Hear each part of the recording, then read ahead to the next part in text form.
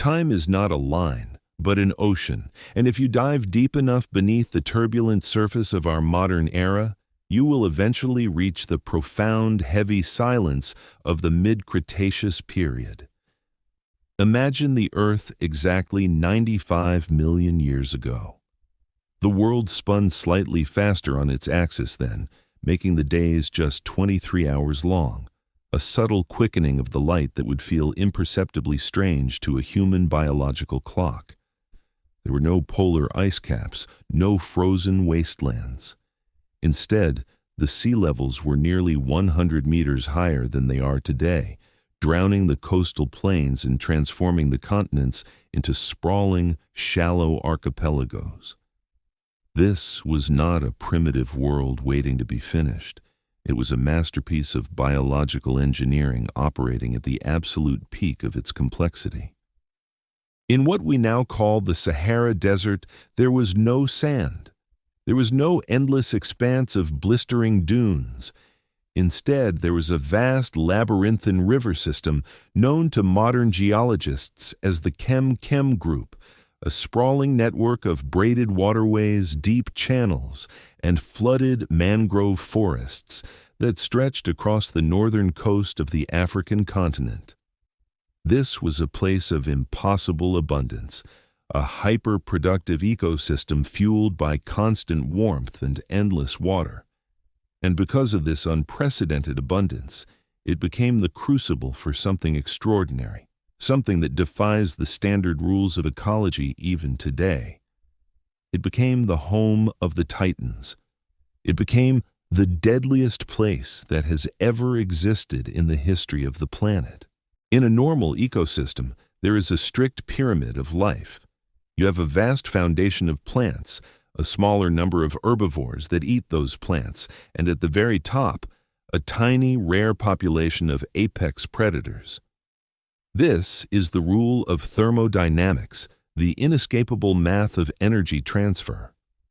But the ancient river delta of North Africa broke that rule. Paleontologists call it Stromer's riddle, named after the German scientist who first noticed this impossible anomaly. In these rocks, the fossils of massive apex carnivores outnumber the fossils of plant-eating dinosaurs by an overwhelming margin.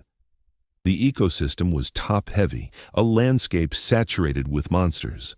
There were giant crocodilians like Sarcosuchus, 40 feet long with jaws designed to crush bone. There was Carcharodontosaurus, a terrestrial nightmare with serrated teeth the size of steak knives, rivaling the later Tyrannosaurus rex in sheer bulk. And then, ruling the waterways, was the most enigmatic predator of them all, Spinosaurus aegyptiacus. The story of its discovery is itself a tale of profound tragedy and the fragile nature of memory. In the spring of 1915, the German paleontologist Ernst Stromer ventured into the unforgiving Egyptian desert, a landscape that had long since forgotten the water that once defined it. Driven by an unrelenting curiosity, Stromer unearthed the fragmented remains of a creature that made no sense.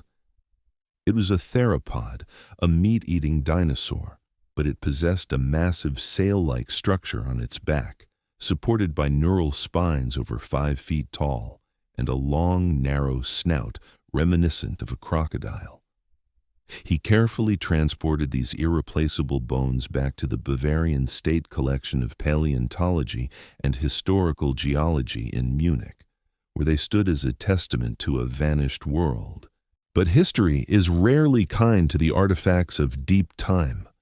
In April of 1944, as the devastating machinery of World War II ground across Europe, a catastrophic Allied bombing raid struck Munich. The museum was incinerated. In a single geological instant of human violence, the only known fossils of the Spinosaurus were reduced to ash and dust. The physical evidence of the greatest predator to ever walk the earth was erased, returning to the void after surviving intact in the rock for nearly 100 million years. For decades, the Spinosaurus existed only as a ghost, a legend preserved only in Stromer's surviving sketches and sepia photographs. It became a scientific mystery, a shadow haunting the edges of paleontology, a stark reminder of how easily the deep past can be obliterated by the fleeting chaos of the present. It wasn't until the early 2000s that the ghost was resurrected. A young paleontologist named Nizar Ibrahim embarked on a relentless quest across the Moroccan Sahara, chasing whispers and fragments of bone through the dusty markets of Erfoud. Against impossible odds, he and his team uncovered a new, more complete skeleton of Spinosaurus. What they found shattered everything we thought we knew about the deadly titans of the Cretaceous. The Spinosaurus was not just another terrestrial predator. It was an aquatic leviathan. It had dense, solid bones to act as ballast, allowing it to submerge beneath the surface. It had short, powerful hind legs and wide, flat feet that were likely webbed, and a massive, fin-like tail that propelled it through the water with the devastating grace of a gigantic eel. It was 50 feet of specialized aquatic death, the undisputed sovereign of the Kem rivers. Tonight, we are going to leave the modern world behind. We are going to step out of the relentless, noisy current of human history and travel back to that impossible river delta, back to the world before the ash, before the bombs, before the asteroid that ended the Mesozoic era. Before you settle in completely, take a moment to adjust your surroundings. Dim the lights until the room feels like the edge of a dense, ancient forest. Let the tension in your shoulders melt away, letting go of the small, fleeting anxieties of the 21st century. Take a deep, slow breath, drawing in the cool air of your room, and as you exhale, imagine the air growing warmer, heavier, scented with the rich, muddy aroma of decomposing ferns and blooming magnolias. You are no longer in the present. You are 95 million years in the past. You are standing safely on the edge of a vast, slow-moving river channel. The water is the color of strong tea, stained with tannins from the endless mangrove roots that claw into the muddy banks. The air is thick, vibrating with the low, resonant thrum of millions of unseen insects and the occasional distant bellow of an archaic reptile. The heat is profound, but it is not oppressive. It is a vital, living warmth, the heartbeat of a greenhouse planet operating at maximum biological capacity. Look out across the surface of the water. The river is completely still, mirroring the bruised purple and gold of the late Cretaceous twilight. But this tranquility is an illusion. Beneath that placid surface, a delicate, deadly choreography is unfolding, an evolutionary dance of survival and predation that has been refined over millions of generations. A ripple disturbs the water, subtle at first, then growing into a slow, deliberate wake. A structure breaks the surface, a magnificent sail of skin and bone, glowing a dull, rusty red in the fading sunlight. It is the Spinosaurus. At 50 feet long and weighing perhaps 7 tons, it moves with a terrifying, absolute silence. You are watching the pinnacle of predatory evolution, a creature so perfectly adapted to its environment that its existence feels less like biology and more like a law of physics. It does not hunt with the frantic, desperate energy of a mammalian predator. It waits. It senses the minute pressure changes in the water through a network of neurovascular openings in its snout. It feels the heartbeat of a massive sawfish hiding in the murk 10 feet away. It is completely, utterly present in the moment. What if the continent of Africa had not drifted northward? What if the tectonic plates had stalled, leaving the Tethys Sea open, and the great rivers of the Sahara had never dried into sand? What if the asteroid that struck the Earth 66 million years ago had arrived just 10 minutes later, plunging harmlessly into the Pacific Ocean? In the chapters to come, we will explore this alternative reality. We will trace the unbroken lineage of the deadliest dinosaurs that ever existed, imagining what these perfect machines might have become with another 66 million years of evolution. We will watch them adapt to falling temperatures and changing landscapes. We will see the titans not as doomed relics waiting for a cosmic executioner, but as the enduring masters of a world that never ended. 66 million years ago, a sphere of rock 10 kilometers across tore through the solar system. In our history, it struck the Yucatan Peninsula, releasing energy equivalent to 100 million nuclear weapons. It vaporized bedrock, launching a shroud of sulfur into the stratosphere that plunged the planet into freezing darkness, ending the age of reptiles. But contingency is the true author of history.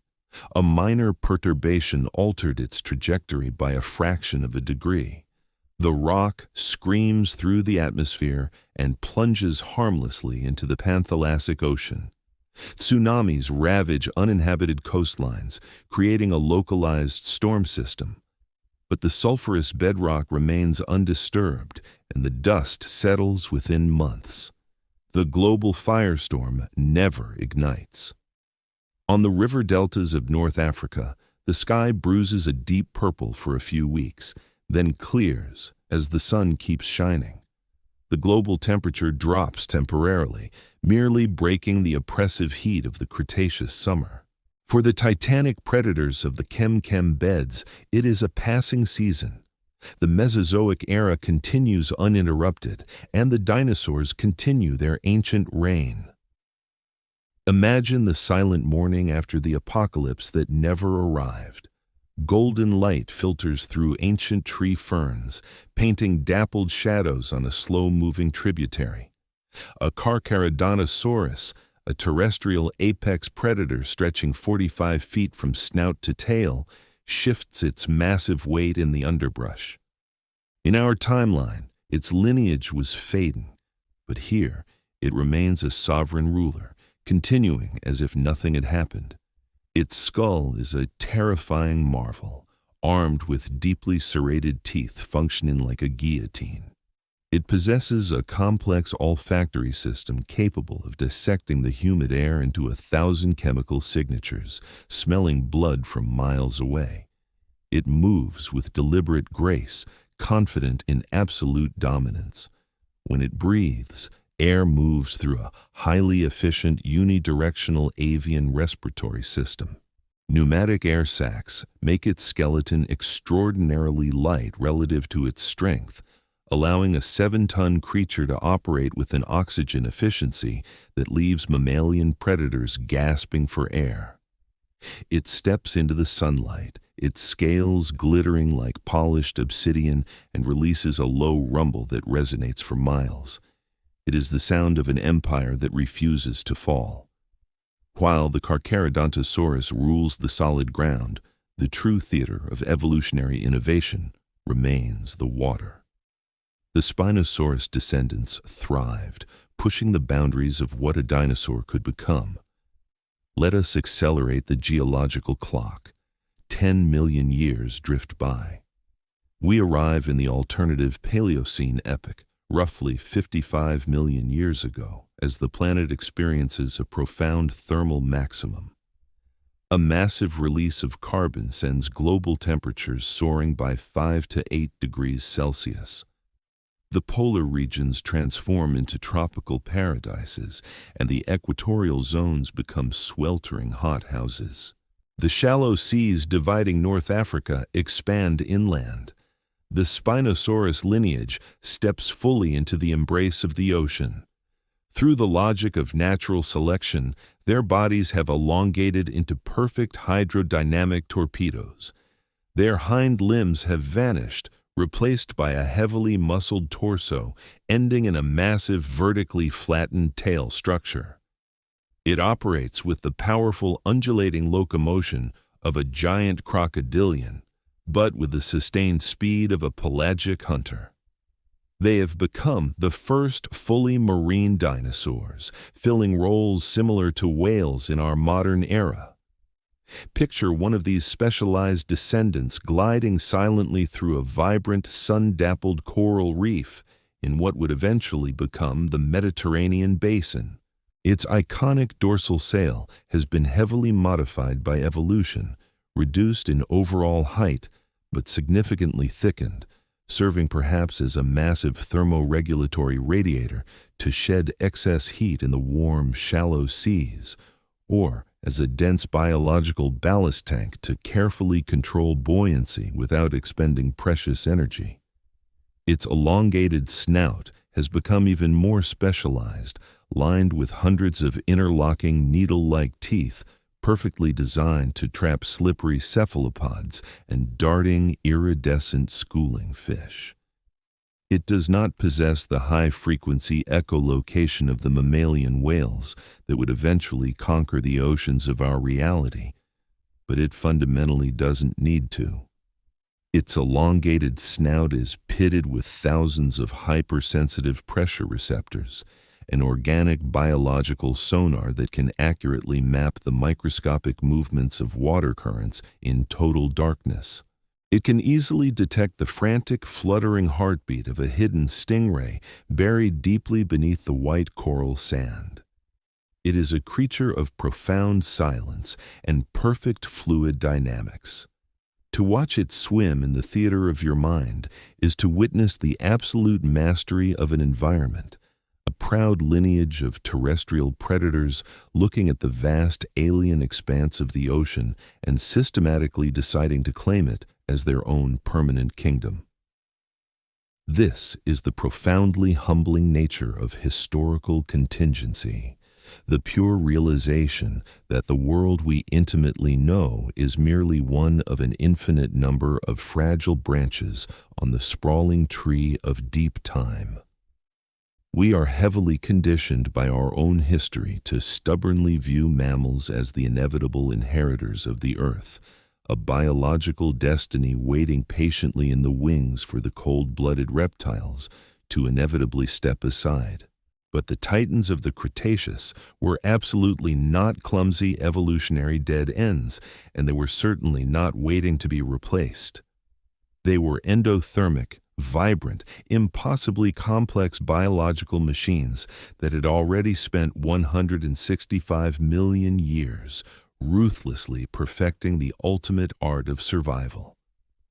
Without the entirely arbitrary intervention of a wandering rock from space, the mammalian lineages would have remained exactly where they had been for eons. Small nocturnal insectivores, scurrying desperately in the shadows, permanently trapped by the overwhelming ecological pressure of the dinosaurs. The highly lucrative niches for large grazing herbivores, apex terrestrial predators, and magnificent marine giants were not vacant rooms passively waiting for furry successors. They were impregnable ecological fortresses, heavily defended by the most successful and adaptable terrestrial vertebrates to ever evolve. Let your mind float freely on this profound concept for a moment. Feel the heavy, lingering weight of those vanished possibilities pressing gently against your consciousness. As you lie there, comfortably, completely still, focus your attention entirely on the slow, steady rhythm of your own breathing. Inhale deeply, vividly, imagining the rich, oxygen-heavy air of that alternative Paleocene world filling your lungs, the warm ocean breezes carrying the sharp, clean scent of blooming marine algae and ancient salt spray.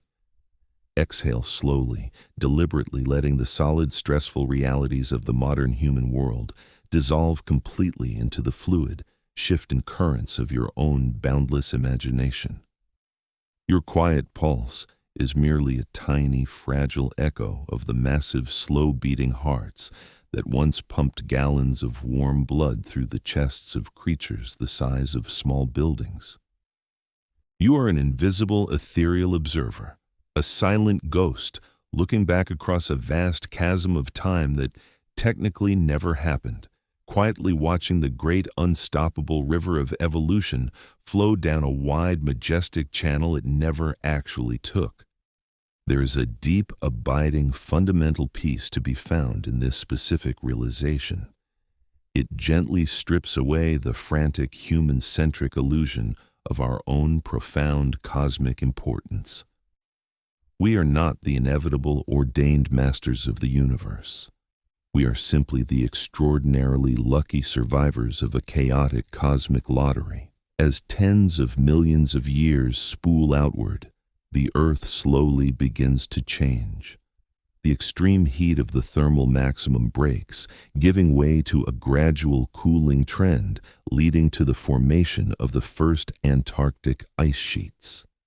The continents continue their agonizingly slow drift.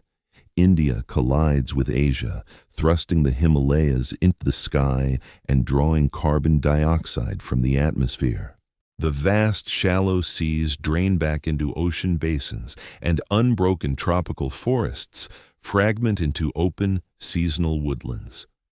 For the first time in their incredibly long history, the titans of this alternative Earth are going to face an environment where enormous size and sheer physical power are no longer enough. They face the creeping cold. They face the exposed open spaces. The fundamental rules of the ecological game are changing dramatically. But that is a story for another era.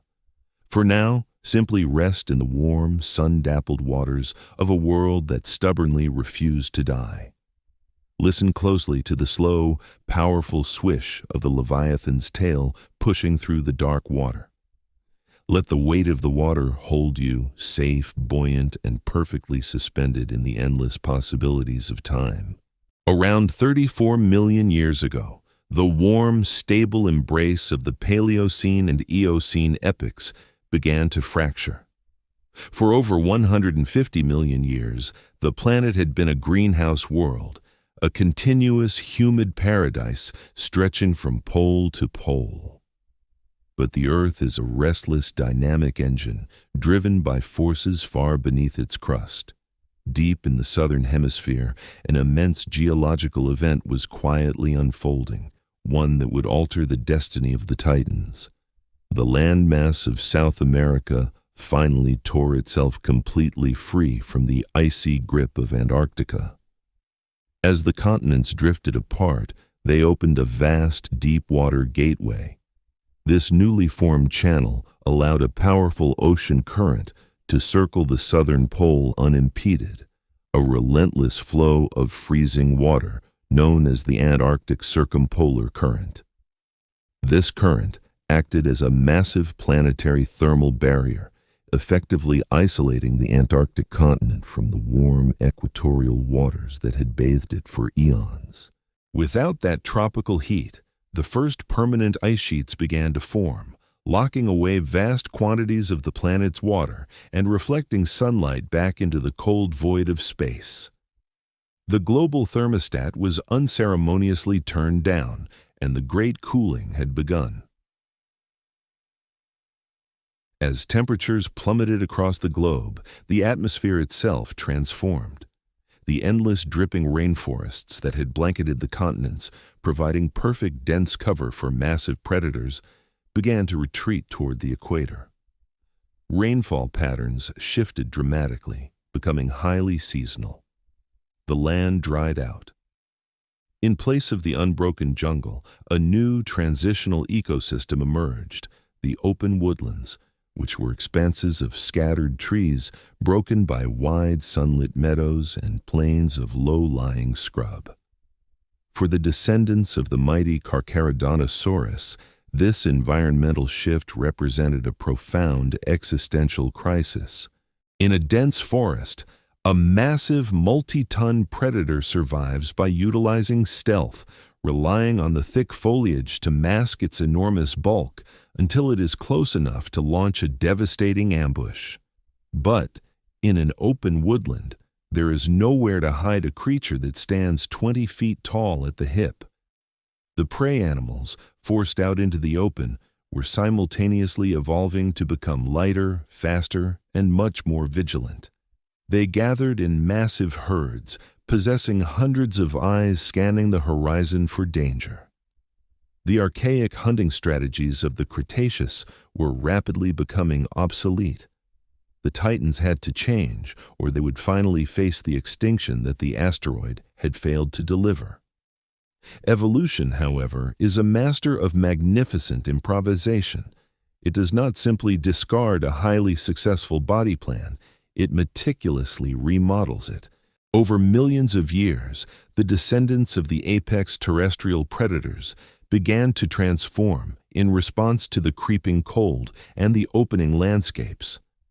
The first and most striking adaptation was physiological. There is a pervasive, lingering myth that dinosaurs were sluggish, cold-blooded reptiles entirely dependent on the sun for warmth. In reality, the theropods were highly energetic, endothermic machines. To survive the increasingly bitter winters of this cooling world, the descendants of Carcharodontosaurus tapped into a genetic legacy that had existed since the dawn of their lineage. They developed extensive integumentary structures. They grew feathers. Picture one of these evolved titans standing at the edge of a frosty, thinning woodland. It is slightly smaller than its Cretaceous ancestors, perhaps 35 feet long, as the open plains demand a leaner, more metabolically efficient build. But it is covered from the nape of its neck to the base of its long, balancing tail in a dense, shaggy coat of filamentous proto-feathers. These are not the complex aerodynamic structures used for flight, but thick, hair-like plumage designed entirely for absolute thermal insulation. It sports a magnificent mottled coat of grays and muted browns, perfect camouflage against the stark leafless trees of the winter woodland. But a warm coat was not enough to guarantee survival in an open ecosystem. As the herbivorous dinosaurs grew faster and more alert, the solitary hunting tactics of the giant theropods became dangerously inefficient. A single, massive predator expends too much precious energy chasing down a swift, panicked ornithopod across an open clearing. The relentless pressure of natural selection forced a behavioral revolution. The apex predators of this cooling world developed complex social structures. They became cooperative pack hunters. Imagine a family group of 6 heavily feathered, highly intelligent Carcharodontosaur descendants moving silently through the morning mist. Their massive heads, still armed with those devastating serrated teeth, are held low. They do not merely charge, they coordinate. They use complex low-frequency vocalizations that travel for miles through the cold air to coordinate flanking maneuvers, driving a panicked herd of grazing dinosaurs into a carefully prepared ambush. They have traded the overwhelming brute force of the solitary giant for the deadly calculated precision of the synchronized pack. The brain cavity has expanded slightly to accommodate the intense cognitive demands of social communication, spatial memory, and strategic planning. They are no longer simply monsters of the dark forest. They are the calculating lords of the open plains. While the terrestrial predators adapted to the frost and the open sky, the descendants of the aquatic Spinosaurus faced their own unique trials in the cooling oceans. As global sea temperatures dropped, the warm, shallow inland seas that had fostered their initial transition into the water began to recede, locking up more and more water in the growing polar ice caps. The marine titans were forced out into the deeper, colder pelagic zones. To survive in waters that could leach the heat from their massive bodies in minutes, they underwent a radical physiological transformation. Beneath their tough, streamlined skin, they developed incredibly thick layers of insulating blubber, converging spectacularly on the biological solutions that would, in our timeline, be utilized by the mammalian whales.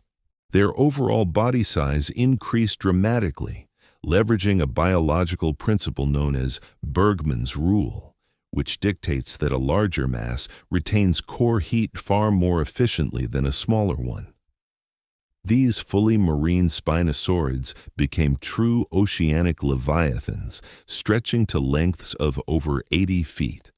They undertook massive annual migrations, traveling thousands of miles from the warm equatorial breeding grounds to the highly productive, nutrient-rich, but freezing waters near the newly formed polar ice sheets to gorge on dense shoals of marine life. As we observe these magnificent evolving creatures through the lens of our speculative imagination, we are confronted by a profound philosophical truth about the nature of existence. We are deeply obsessed with permanence. We build cities of stone and steel, trying to freeze the world in a comfortable state. We view the current climate, the current arrangement of continents, and our own dominant position as the ultimate intended culmination of planetary history. But the deep time perspective completely shatters this arrogant illusion. The Earth is not a static museum. It is a continuously shifting, deeply indifferent canvas. The titans of the Cretaceous did not attempt to conquer the changing climate or bend the planet to their collective will. They did not build walls against the creeping ice or mourn the loss of the endless rainforests. They simply adapted.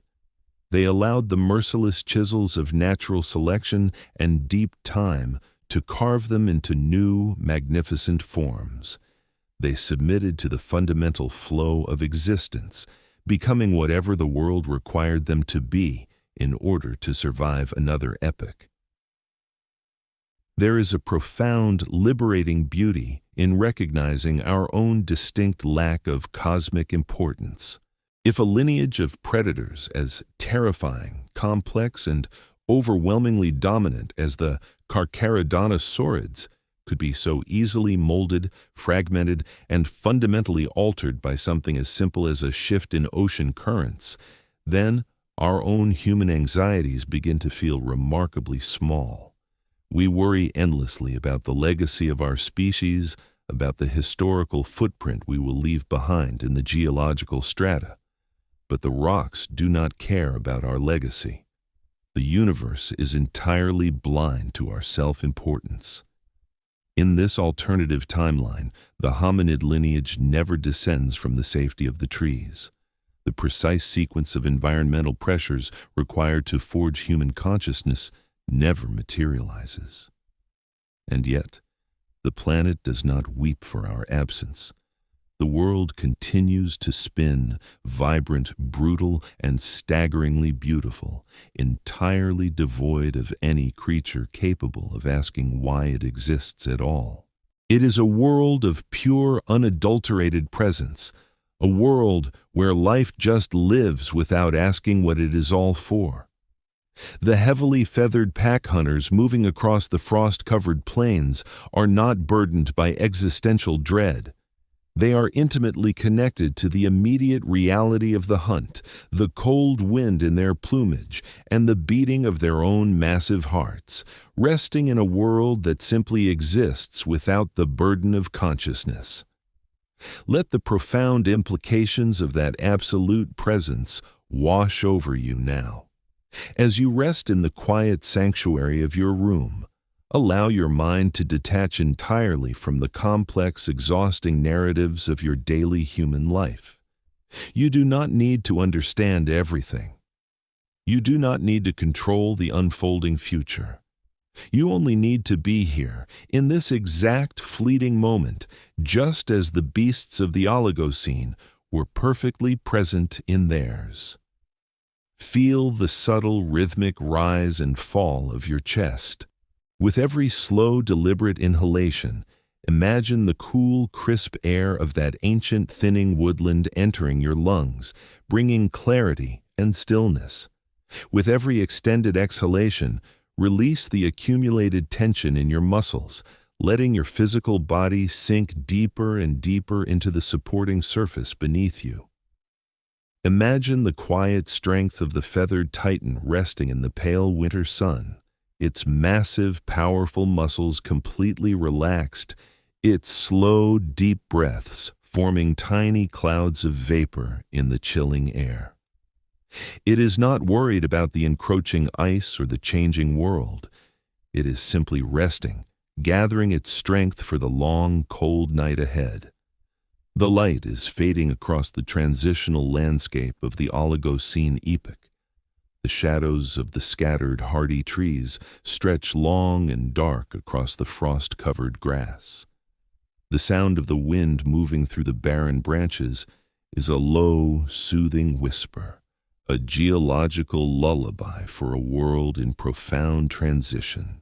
The great, slow-beating hearts of the Titans continue their steady, unbroken rhythm in the gathering darkness, completely in tune with the slow, relentless ticking of the cosmic clock. You are safe here, floating peacefully in the vast, boundless ocean of unwritten history, a silent, comfortable observer witnessing the magnificent resilience of life.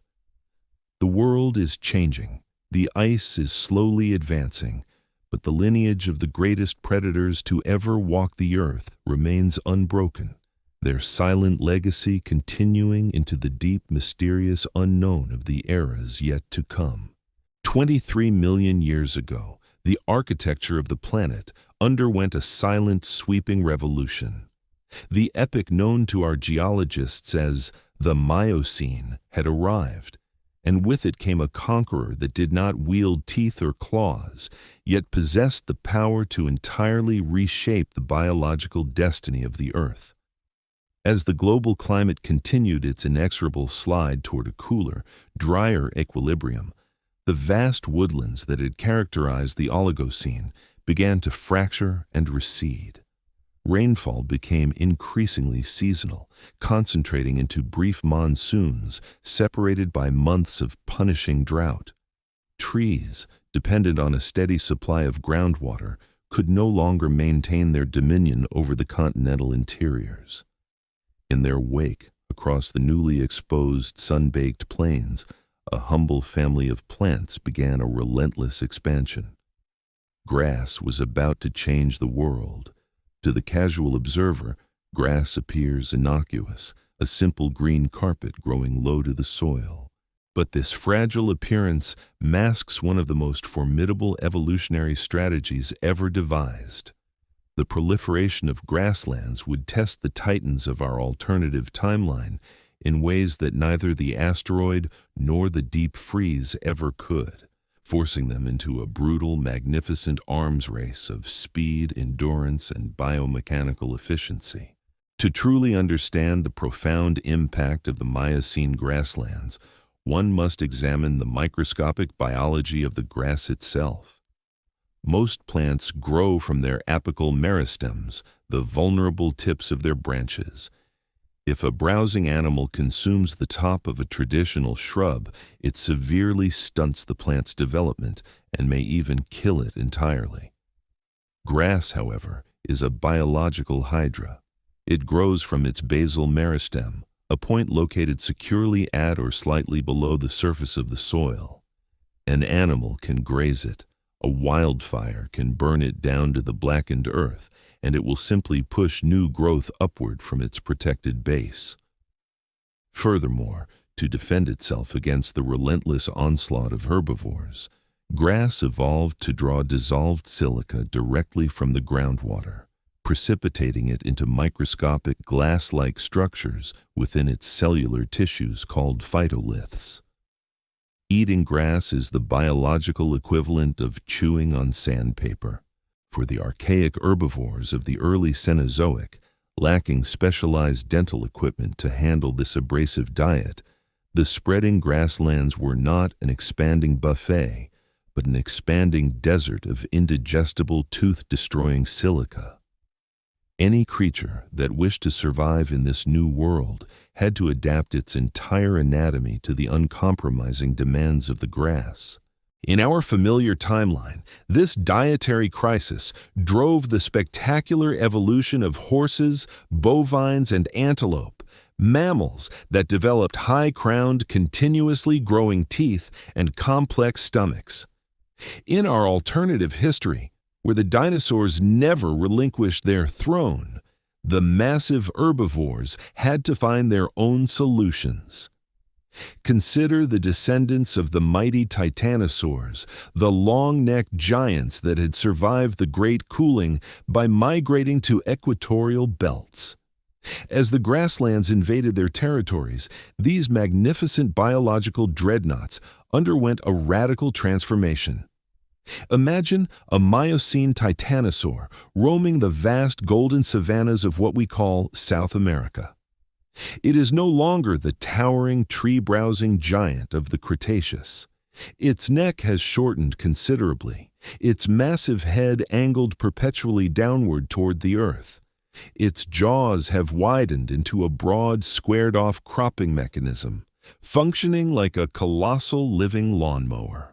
Within its skull, it has evolved a highly sophisticated dental battery, hundreds of interlocking teeth stacked in deep columns, constantly erupting from the jawbone to replace the crowns worn completely flat by the abrasive silica. It consumes hundreds of pounds of tough forage every single day, relying on a massively expanded barrel-shaped torso that houses an enormous fermentation chamber. These creatures move in herds numbering in the tens of thousands, a slow, unstoppable tide of flesh and bone that physically terraforms the landscape, crushing saplings and ensuring the absolute dominance of the grass. Where the prey goes, the predators must inevitably follow. The Carcharodontosaur descendants, those terrifying feathered pack hunters that had mastered the open woodlands of the Oligocene, now faced a vast open ocean of grass. Stalking tactics of the forest edge were rendered entirely obsolete. On the endless rolling plains, a herd of grazing titanosaurs can spot an approaching threat from miles away. By the time a predator reaches striking distance, the prey has either formed an impenetrable defensive wall of massive whip-like tails, or is broken into a ground-shaking stampede. The titans of the Miocene savannas could not rely on stealth. They had to rely on pure, unadulterated endurance. Over millions of generations, the intense selective pressures of the open plains sculpted the Carcharodontosaurids into the ultimate pursuit predators. Their bodies became leaner and lighter, their heavy bones thinning to maximize biomechanical efficiency. Their metatarsals elongated significantly, effectively increasing the length of their stride and allowing them to cover vast distances with minimal energetic cost. Their lung capacity expanded, utilizing the hyper-efficient avian respiratory system to pump massive volumes of oxygen through their bloodstreams, preventing the fatal buildup of lactic acid in their muscles during a prolonged chase. Picture a highly coordinated pack of these Miocene pursuit hunters, perhaps 12 individuals strong, their mottled, sandy-colored feathers blending perfectly with the dry, golden grass. They target a young, slightly isolated member of a massive titanosaur herd. They do not sprint, they trot. They initiate a relentless, terrifyingly paced pursuit that may last for hours, tracking their massive quarry across the sun-baked plains, deliberately keeping it moving, denying it any opportunity to rest or feed. They operate with a chilling, calculated intelligence, taking turns applying pressure, rotating the lead position to conserve the overall energy of the pack while simultaneously exhausting their prey. They communicate through highly nuanced low-frequency rumbles and subtle posturing of their plumed tails, executing complex maneuvers with the precision of a seasoned military unit. This is the magnificent, brutal reality of the open plains. It is an ecosystem defined entirely by motion, a relentless marathon where the ultimate prize is simply the temporary privilege of surviving to see another sunrise. It is a world where the stationary are dead and the fast inherit the earth. As we contemplate this endless cycle of pursuit and evasion, we must confront the profound illusion of our own species' perceived mastery over nature. We comfort ourselves with the narrative that human intelligence is the absolute pinnacle of evolution, the inevitable destination of the biological journey. But the sprawling grasslands of the Miocene silently mock this anthropocentric hubris. The grass did not need consciousness to conquer the continents. The magnificent feathered pursuit predators did not need philosophy to achieve absolute ecological perfection. Evolution is entirely blind, driven only by the immediate necessities of survival and reproduction. Intelligence, as we intimately experience it, is just one extremely specific survival strategy among millions of others, no more inherently valuable in the grand cosmic ledger than the high-crowned tooth of a grazing dinosaur. When we fully accept this radical decentralization of the human narrative, when we realize that the universe is not an auditorium built specifically for our performance, we are granted a profound, liberating sense of peace. We are perfectly free to simply exist, letting go of the exhausting burden of cosmic significance. Let that comforting realization wash over you, dissolving the heavy, rigid structures of your modern anxieties.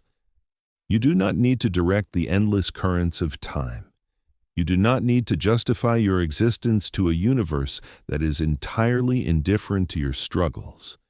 You are merely a tiny, fleeting spark of awareness, momentarily suspended in the vast darkness of deep time, and that is absolutely enough.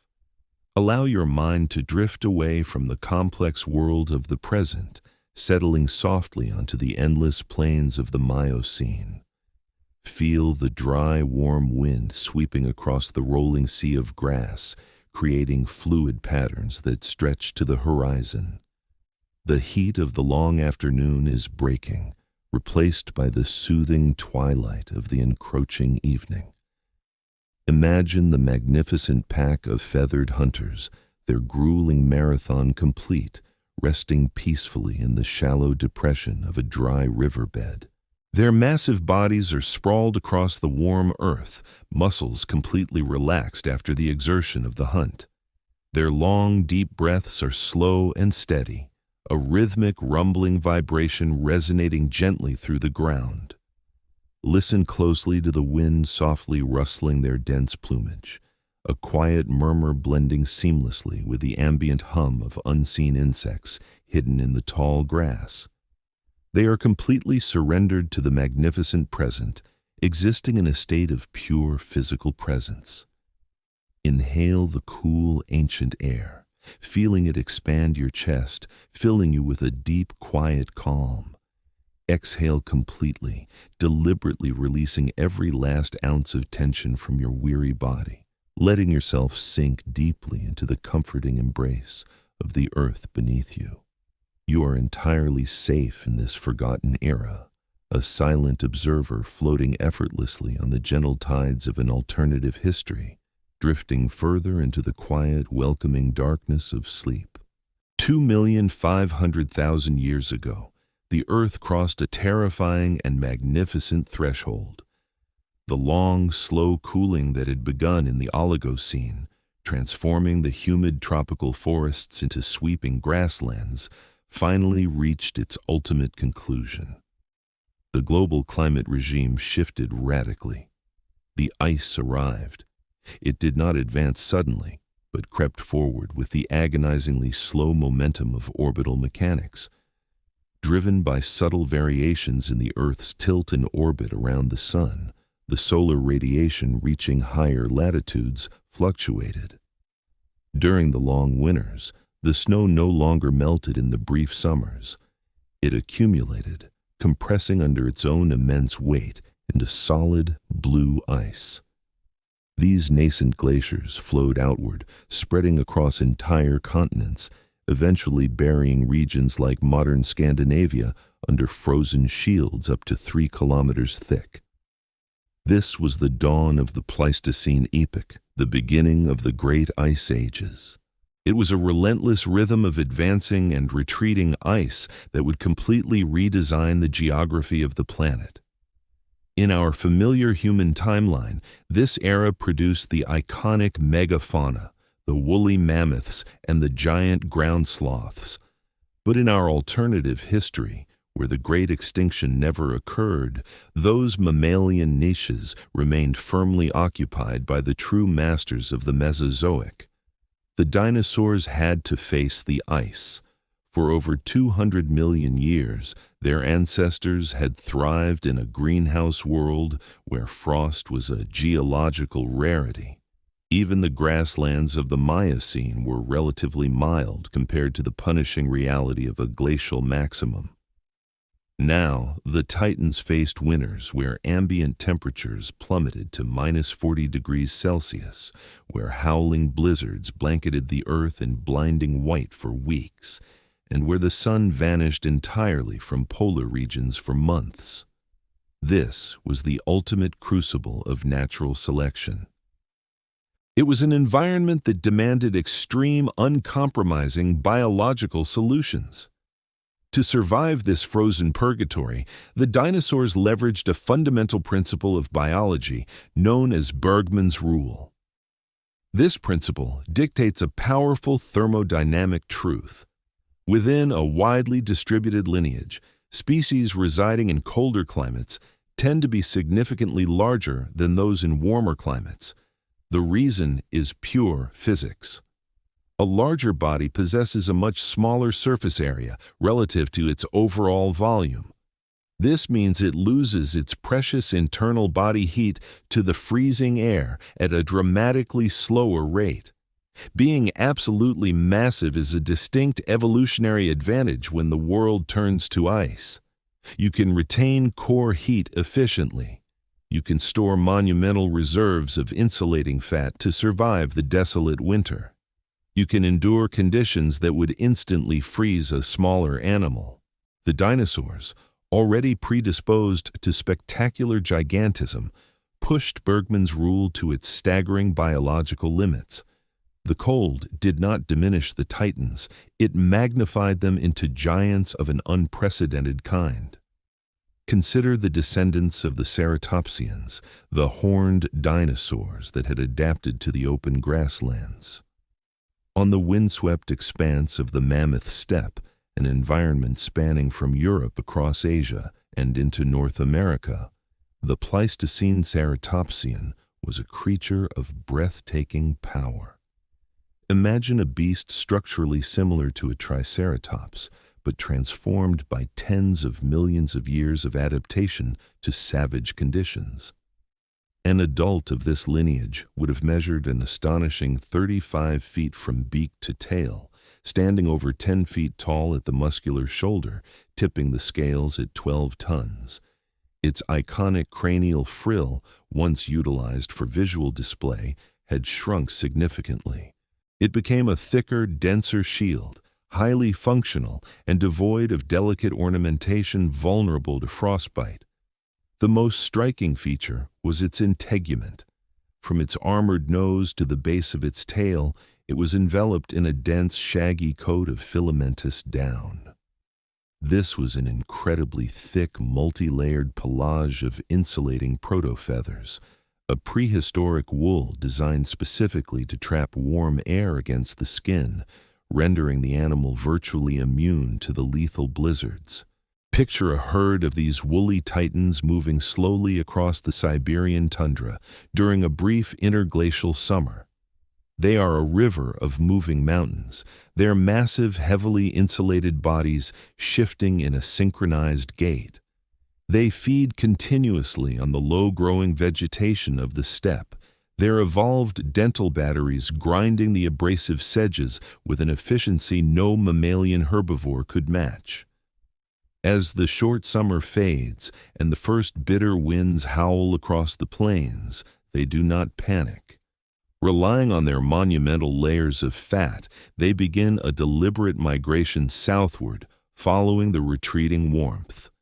The sheer scale of these seasonal migrations would have been an unparalleled wildlife spectacle. Millions of massive woolly dinosaurs moving in unison across thousands of miles of frozen terrain, their heavy footfalls creating a continuous seismic tremor, their collective exhalations rising into the freezing air like localized weather systems of dense white fog. Where the great herds moved, the apex predators inevitably followed. The descendants of the pack-hunting tyrannosaurs evolved into the undisputed nightmares of the Pleistocene ice. These polar predators were perfectly engineered for the snow. They were covered in a luxuriously thick coat of white and pale gray feathers, an adaptation serving as vital thermal insulation and perfect ghostly camouflage against the stark landscape. They hunted in highly coordinated packs, utilizing their advanced collective intelligence to take down prey that dwarfed them in size. In the silent darkness of the polar night, when the snow was deep and the temperatures lethal, these phantoms were uniquely adapted to survive.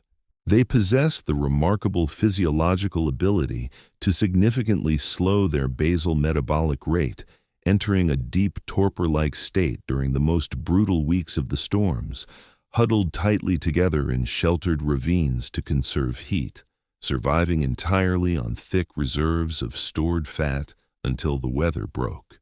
The profound beauty of this alternative world lies in its absolute, indifferent continuity. In our actual timeline, the Pleistocene was a time of devastating loss. It was the era when a highly intelligent species of bipedal ape emerged from the African savannas, armed with fire, sharpened stone spears, and an insatiable hunger. As humanity spread across the globe, the magnificent megafauna of the Ice Ages were systematically hunted and driven into the abyss of extinction. We irrevocably altered the biological tapestry of the planet, permanently silencing the heavy footfalls of the giants. But in this alternative, uninterrupted timeline, that specific catastrophic lineage of primates never existed. The conditions required to forge human consciousness were never met. There were no campfires flickering in the dark caves of Europe, no stone points chipping away at the bones of the fallen titans. The Pleistocene of the dinosaurs remained a world of absolute, uncorrupted ecological purity. There is a deep, profound peace to be found in the contemplation of a world utterly devoid of human interference. It is a world where the brutal, beautiful cycles of nature are allowed to play out completely on their own terms, governed solely by the elegant, uncompromising equations of thermodynamics, orbital mechanics, and natural selection. As you lie there, letting the heavy, comforting warmth of your blankets surround you, contrast it with the crisp, biting cold of that ancient alternative ice age. Feel the absolute safety of your immediate environment. You do not need to fight the elements. You do not need to endure the howling blizzards or march for thousands of miles across a frozen wasteland just to survive the winter. You can simply rest. Imagine the immense woolly ceratopsian standing quietly in the heart of a falling snowstorm. It is completely unbothered by the cold. Its thick, shaggy coat is dusted with white flakes, its massive head lowered, its eyes half closed in a state of peaceful, energy-conserving rest. Listen to the profound, heavy silence of the snow falling across the infinite, unbroken steppe. It is a silence that speaks of eons, of deep time, of a world that does not require our presence to be magnificent, whole, and perfectly complete. Allow your own breathing to synchronize with the slow, steady, powerful heartbeats of the resting giants. With every inhalation, draw in the quiet, absolute stillness of the frozen landscape. With every slow, deliberate exhalation, let go of the frantic demands of your waking life, allowing your consciousness to drift smoothly and effortlessly into the deep, comforting void of sleep. Roughly 12,000 years ago, the great glaciers of the Pleistocene epoch began their rhythmic, inevitable retreat. The planet shifted on its axis, the orbital mechanics favoring a warmer climate, and the massive shields of continental ice began to melt, pouring unimaginable volumes of fresh water back into the global oceans. Sea levels rose dramatically, flooding the coastal shelves and severing the temporary land bridges that had connected the continents during the deep freeze. This was the dawn of the Holocene, the current interglacial period. In our timeline, this rapidly warming world became the cradle of human civilization. The retreat of the ice allowed our ancient ancestors to transition from nomadic hunter-gatherers to settled agriculturalists, giving rise to the first cities, the first written languages, and ultimately the sprawling, technologically advanced global society we inhabit today. But in the alternative timeline we've been exploring, that fertile cradle remained entirely empty of hominids. The warming world was simply another chapter in the endless saga of the dinosaurs. The Earth of the present day, exactly 66 million years after the asteroid missed, is geographically identical to ours, yet biologically unrecognizable. If you could somehow stand on a high vantage point in this alternative present and look out across the landscape, the fundamental geography would be deeply familiar. Continental drift operates on timescales of tens of millions of years, and 66 million years is not quite enough time to render the map completely alien. Africa still presses relentlessly against the underbelly of Europe, creating the enclosed basin of the Mediterranean Sea. The Indian subcontinent has long since smashed into the massive tectonic plate of Asia, thrusting the jagged, snow-capped peaks of the Himalayas into the thin air of the upper atmosphere. The Americas stretch from the frozen Arctic in the north to the stormy southern oceans, connected by the narrow, volatile volcanic isthmus of Central America. Australia sits isolated in the vast expanse of the southern Pacific. The map is exactly the map you studied in your childhood classrooms, but the living creatures inhabiting that map have been shaped by 230 million years of unbroken, continuous reptilian and avian evolution. Let us take a sweeping tour of this modern alternative Earth, continent by continent, ecosystem by ecosystem, to witness the breathtaking culmination of this uninterrupted biological dynasty. We begin our journey on the vast, sun-drenched savannas of East Africa. In our reality, this specific geography created the perfect conditions for the greatest concentration of large mammals on Earth. It is the majestic realm of the wildebeest and the lion. In our alternative timeline, the geography remains identical, but the actors upon the stage are fundamentally different. Instead of enormous herds of mammalian grazers, you would see millions of highly evolved ceratopsians. These are the modern descendants of the grassland adapters we witnessed in the Miocene, perfectly tuned to the specific rhythms of the equatorial savanna. Their horned heads bob in a continuous mesmerizing rhythm as they crop the tough grass. Some species are massive, rivaling the size of modern African elephants, filling the crucial ecological role of the mega-herbivore, crushing small trees and actively maintaining the open nature of the plains.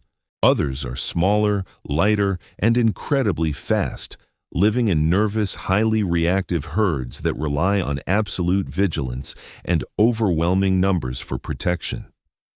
Patrolling the edges of these massive dusty herds are the apex predators of the African continent. They are the highly derived pack-hunting descendants of the Cretaceous theropods. They have completely lost the bulky, overwhelming mass of their ancient ancestors, evolving instead into lean, hyper-efficient pursuit hunters. They are covered in short, coarse feathers patterned in disruptive stripes of gold and dry brown to render them nearly invisible in the sun-bleached grass. They execute highly complex, coordinated strategies honed by millions of years of coevolution with their wary prey. They communicate through a sophisticated vocabulary of low-frequency rumbles that travel through the ground, orchestrating terrifying high-speed pursuits that rival the breathtaking hunts of modern African wild dogs. Above them, the skies are filled with the descendants of the avian dinosaurs, alongside a staggering diversity of pterosaurs. These flying reptiles range from massive wide-winged scavengers circling lazily on the rising thermal currents to small, incredibly agile hunters diving into the tall grass with the deadly precision of a peregrine falcon. Crossing the dark, rolling waters of the Atlantic Ocean, we arrive in the emerald heart of South America. Because this continent spent tens of millions of years essentially isolated from the rest of the global landmasses, it became an extraordinary evolutionary laboratory. In the alternative timeline, this isolation produced uniquely adapted dinosaurs. The Amazon basin, a sprawling expanse of tropical rainforest, serves as a magnificent living museum, a humid refuge for ancient lineages that vanished from the more volatile open continents. Here, the true giants still walk the earth. The descendants of the massive titanosaurs have persisted, their incredibly long necks reaching into the highest levels of the dense canopy. They are the undisputed lords of the rainforest, biological dreadnoughts so impossibly large that adult individuals have absolutely no natural predators. They move through the dense vegetation with deliberate grace, their continuous browsing shaping the very architecture of the forest itself. Smaller, highly agile theropods possessing grasping hands navigate the complex three-dimensional maze of the branches, filling the ecological roles that would otherwise belong to monkeys and jaguars. Further south, across the deep freezing waters of the Southern Ocean, lies the island continent of Australia. Cut off from the genetic exchange of the broader world for over 45 million years, the Australian dinosaurs followed completely idiosyncratic evolutionary pathways. While we cannot know their exact physical forms, we can be absolutely certain they would defy our conventional understanding of dinosaur anatomy. Perhaps there are flightless theropod descendants that have evolved into massive bounding herbivores converging eerily on the biomechanics of the kangaroo. Perhaps there are burrowing, heavily armored ornithischians that spend their entire lives subterranean, navigating complex tunnel systems in the harsh red outback. It is a continent of magnificent biological weirdness, a testament to the endless creative capacity of natural selection operating in a closed system. In the northern hemisphere, across Eurasia and North America, the environment transitions from subtropical forests to the sweeping temperate grasslands, and finally to the frozen tundra.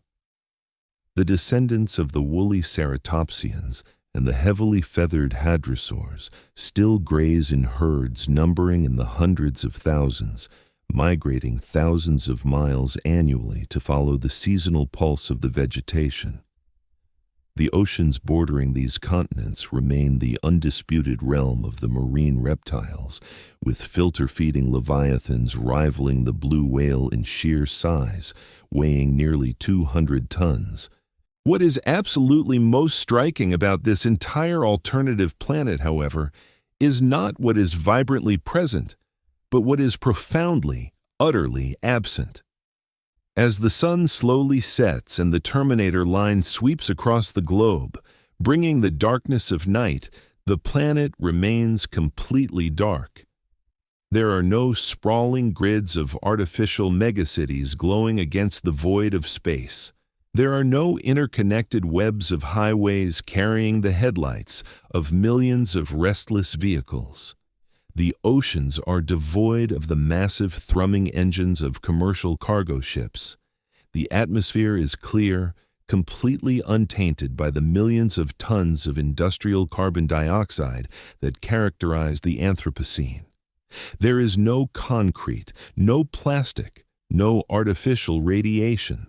The world is breathtakingly wild, existing in a state of uncorrupted, pristine ecological continuity that our reality has not truly experienced for over 10,000 years.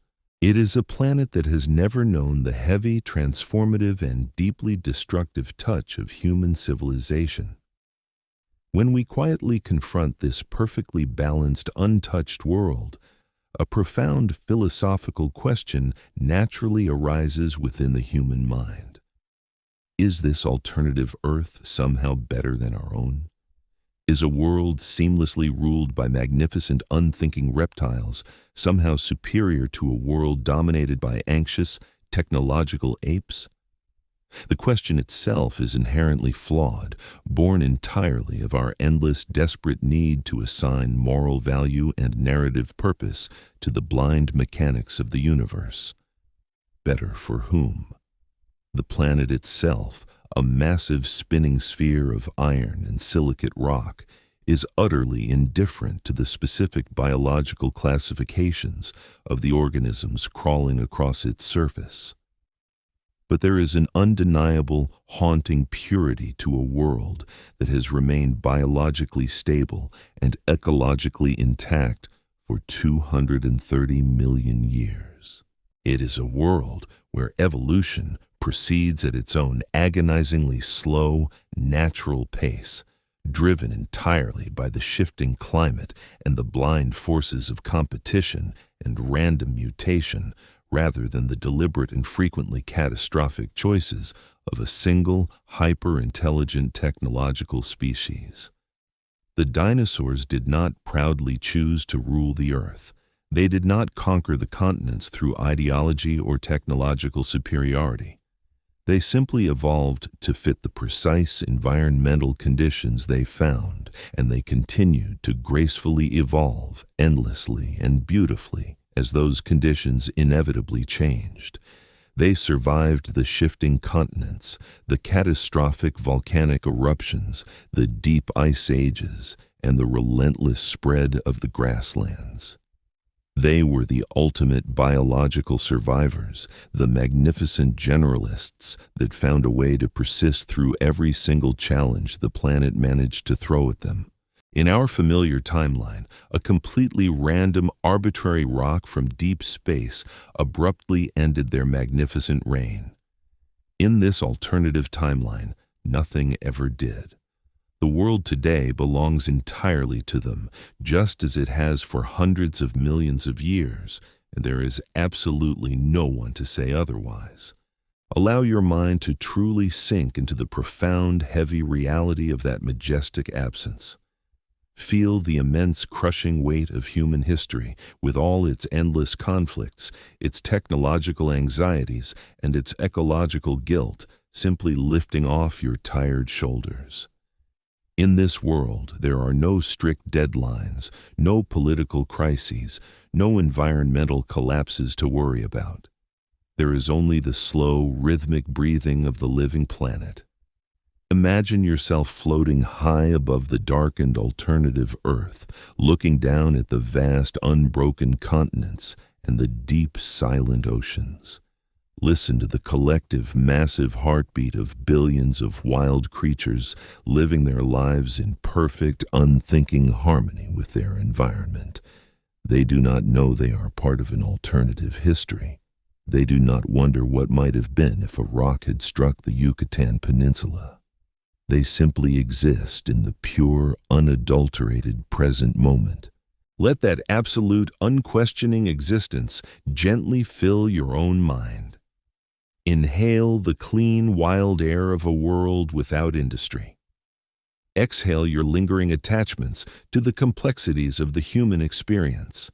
You are slowly drifting away from the noise and the light, sinking deeper into the comforting, eternal darkness of a world perfectly at peace with its own magnificent, indifferent existence. Let the silence of the unbroken world wrap around you like a heavy, warm blanket, pulling you gently down into the ultimate serenity of deep, restorative sleep. Throughout this contemplative journey, across the vast expanses of deep time, our gaze has remained fixed almost exclusively upon the magnificent, heavily armored Titans, the undisputed sovereigns of a world that stubbornly refused to end.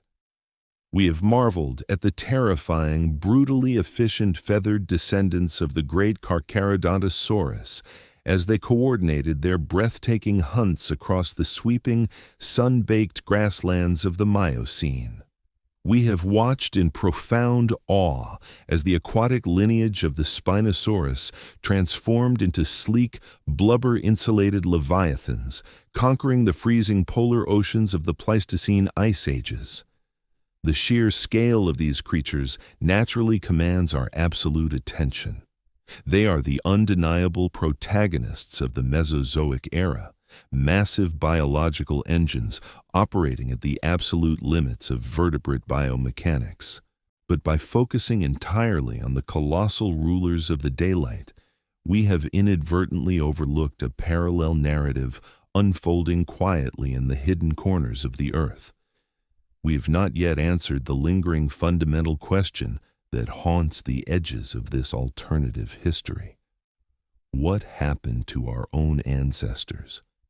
What was the ultimate fate of the mammals in a world where the dinosaurs never relinquished their ancient throne?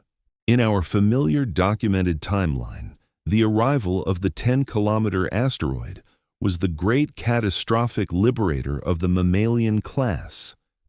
For 150 million years prior to that cosmic impact, the early mammals had been permanently relegated to the absolute ecological margins. They were overwhelmingly small, nocturnal insectivores, scurrying desperately through the leaf litter, forced to live out their fleeting lives entirely in the terrifying shadows cast by the ruling reptiles. When the asteroid struck and the sky burned, the Titans perished, abruptly leaving the global stage entirely vacant. The surviving mammals cautiously emerged from their burrows into the ashes and subsequently exploded into every available ecological niche, eventually evolving into whales, elephants, and ultimately us.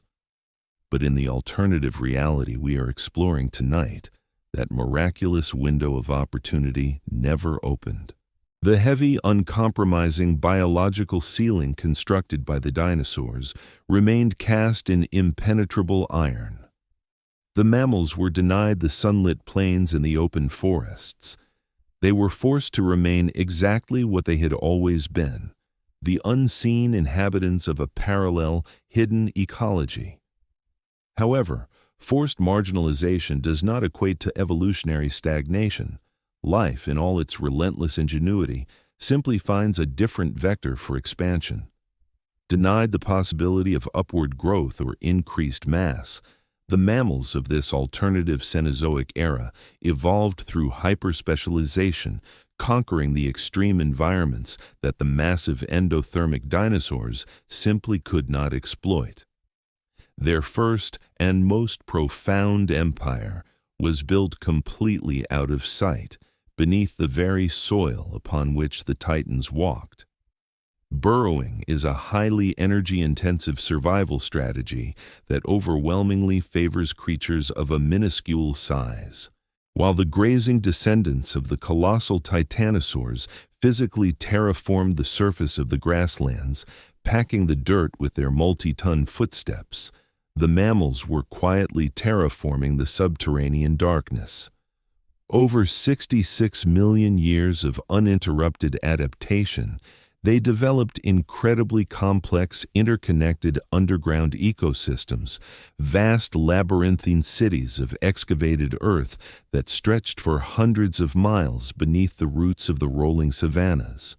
Imagine descending into one of these magnificent, silent subterranean empires. It is a world entirely devoid of sunlight, yet vibrating with intense biological activity.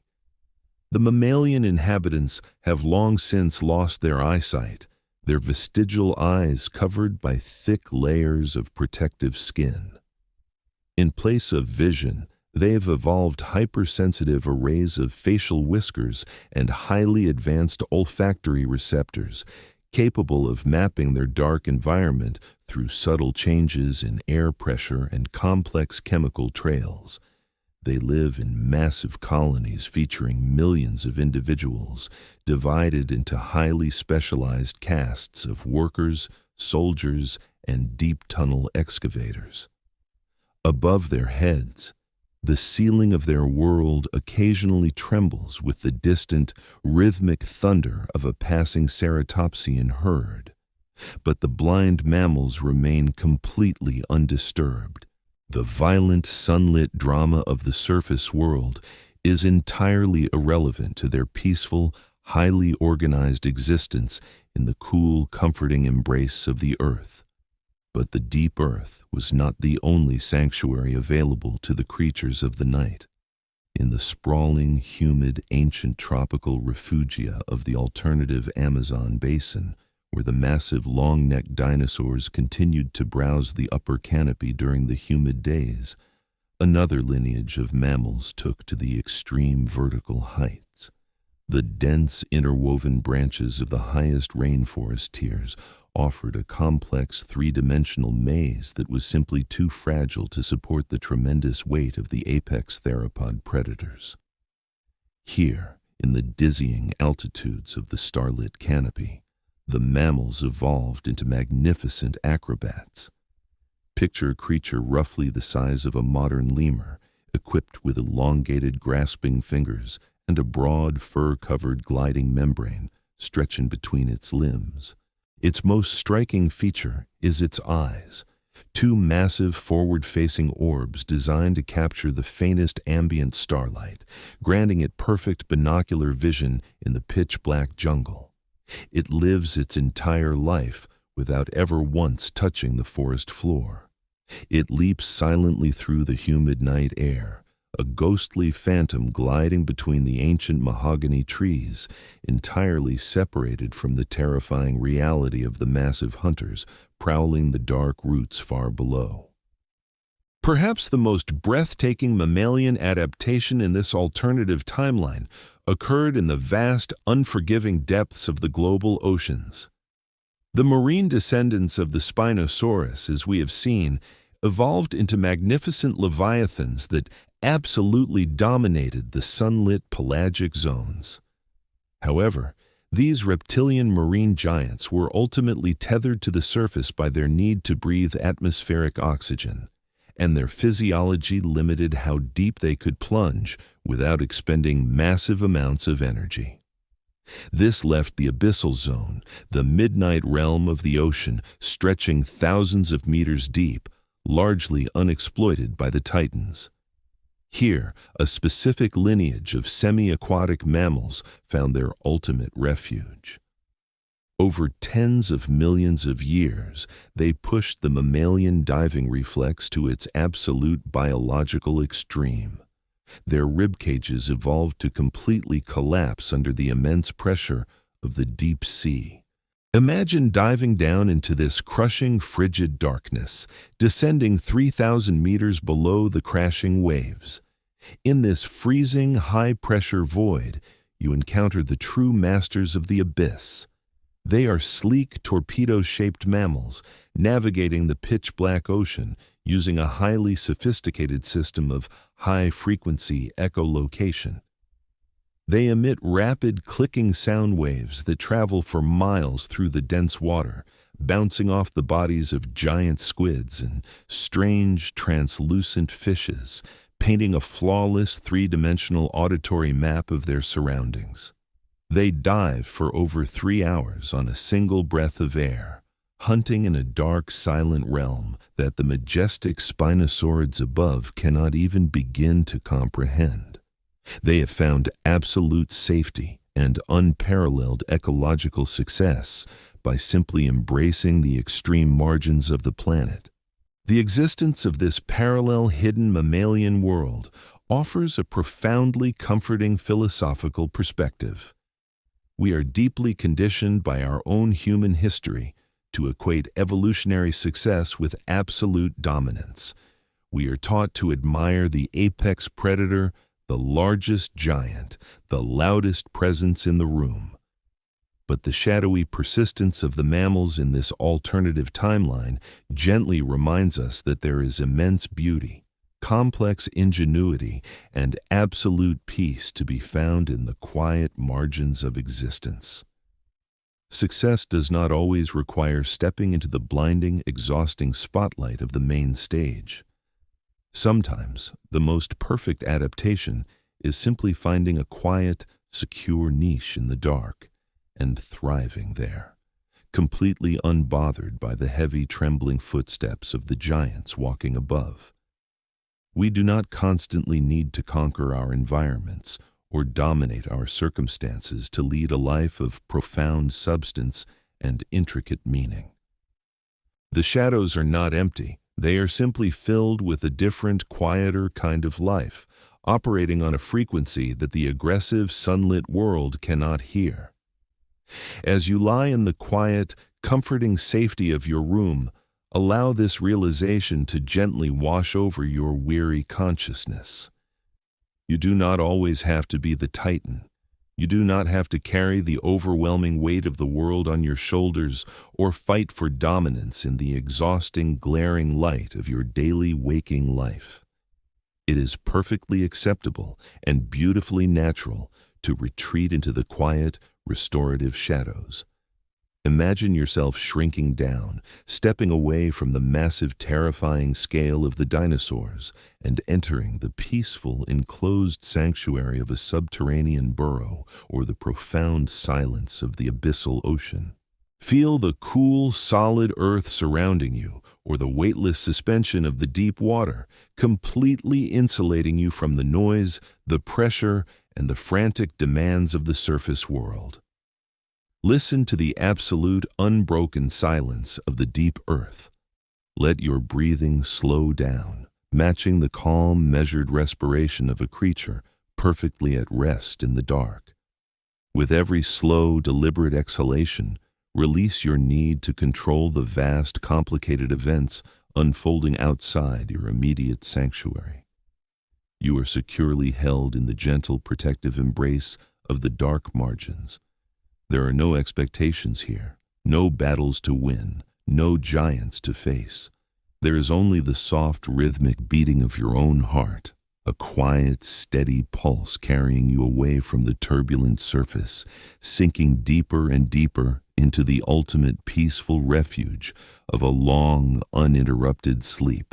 As we navigate the immense, uncharted territories of this alternative geological timeline, our attention has naturally gravitated toward the breathtaking physical magnitude of the apex predators and the earth-shaking herbivores. We are instinctively drawn to the colossal descendants of the Spinosaurus and the Carcharodontosaurus, creatures whose sheer scale and biomechanical perfection dominate the sweeping landscapes. But deeply embedded within this uncorrupted ecology lies a profound mystery. Given another 66 million years of uninterrupted evolutionary history, could the dinosaurs have evolved true, self-reflective intelligence? In 1982, a Canadian paleontologist named Dale Russell published a deeply controversial thought experiment addressing this exact paradigm.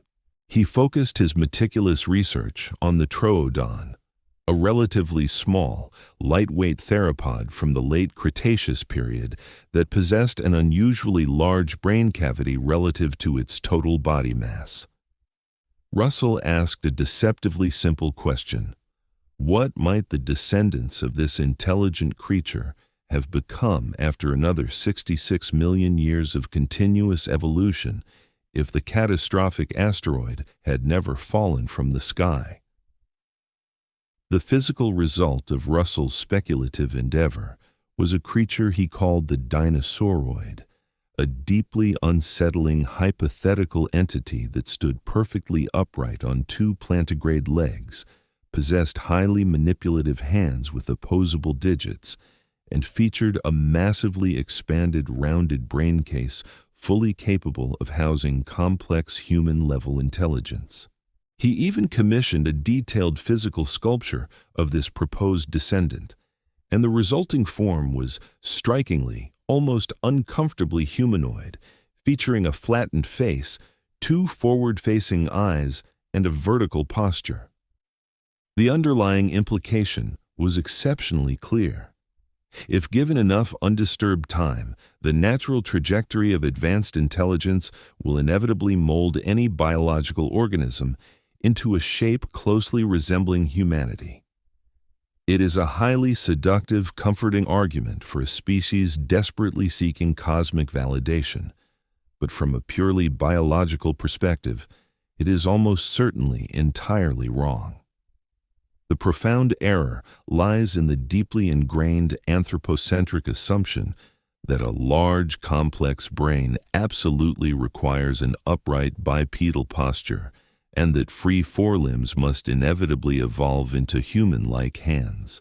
To truly understand the profound fallacy of this human-centric narrative, we merely need to observe the most intelligent non-human animals that currently share our reality.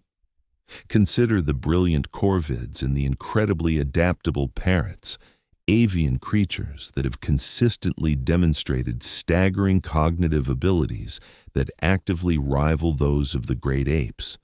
They effortlessly construct and utilize complex tools, solve spatial puzzles, recognize their own reflections in mirrors, and appear to understand abstract concepts like sequential cause and effect.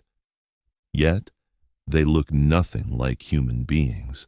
They are feathered birds equipped with wings and sharp beaks, their physical bodies relentlessly shaped by over 150 million years of highly specialized avian evolution. Their extraordinary intelligence evolved gracefully within the rigid constraints of a very non-humanoid body plan, and those physiological limitations did not prevent them from becoming remarkably brilliant. Similarly, consider the solitary octopuses, which can effortlessly dismantle complex puzzles and appear to possess something closely resembling distinct individual personalities. An octopus represents a biological architecture as far removed from a humanoid body plan as physically possible, featuring 8 prehensile arms and a radically distributed nervous system.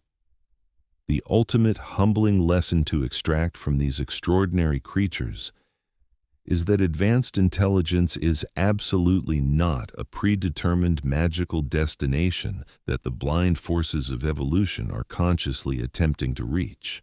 Intelligence is merely a highly specialized survival tool, evolving only when the specific, relentless selective pressures of the environment strongly favor it, and it is perfectly capable of evolving within biological bodies of almost any conceivable shape. Because, at its core, intelligence is strictly about the efficient processing of complex environmental information, not about possessing 5 fingers or walking upright.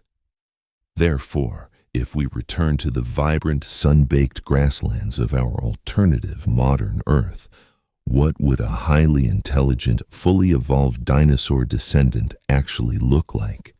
It would, unequivocally, look exactly like a dinosaur.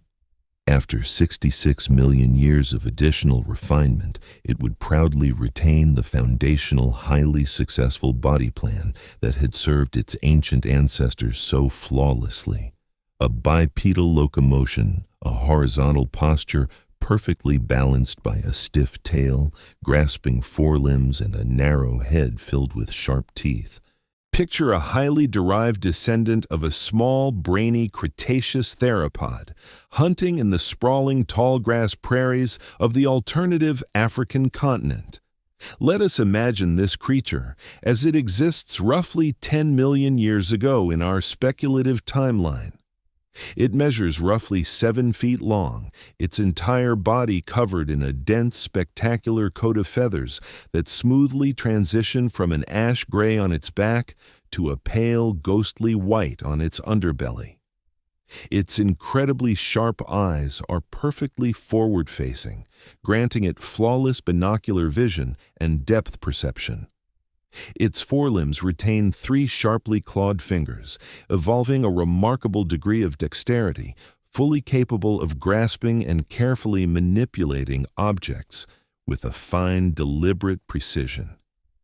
Most importantly, its brain, securely housed within a skull that subtly bulges at the back of the cranium, is proportionally the absolute largest of any terrestrial vertebrate on the entire planet. This magnificent creature is exceptionally smart, but it is unequivocally not human smart. It occupies an incredibly demanding ecological niche, remarkably similar to the one held by modern wolves or the very earliest hominids, acting as a highly social predator whose continued survival depends significantly more upon cooperative brains than upon sheer brawn. It hunts in tight, multi-generational packs of roughly 10 to 20 individuals, and the tactical coordination they exhibit is absolutely staggering. They execute brilliant flanking maneuvers, utilize sophisticated diversionary tactics, and regularly employ deliberate deception, with specific individuals actively feigning severe injury to flawlessly lure aggressive prey into concealed ambushes. They have mastered the use of simple environmental tools, employing long branches to deeply probe insect mounds and utilizing heavy rocks to violently crack open the hard-shelled armor of terrestrial mollusks. They possess an incredibly complex vocal repertoire, consisting of dozens of entirely distinct calls that rapidly communicate vital information concerning approaching predators, the specific location of food sources, and subtle shifts in their intricate social status. Yet, despite this breathtaking cognitive sophistication, they will absolutely never extract ore from the earth to forge steel. They will never invent written mathematics, debate the nuances of philosophy, or look up at the glittering expanse of the Milky Way and desperately ask agonizing questions about their own fleeting place of the universe.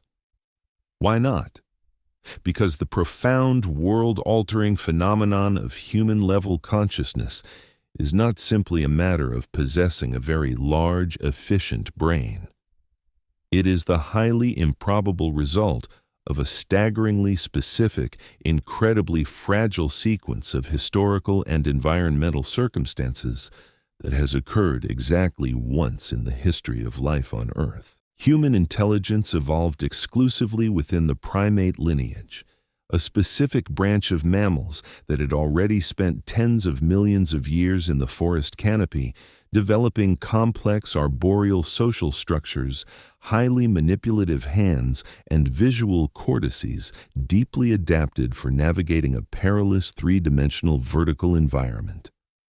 When forced out of the safety of the receding trees and cast out onto the dangerous open African savanna, they faced an entirely new set of terrifying selective pressures.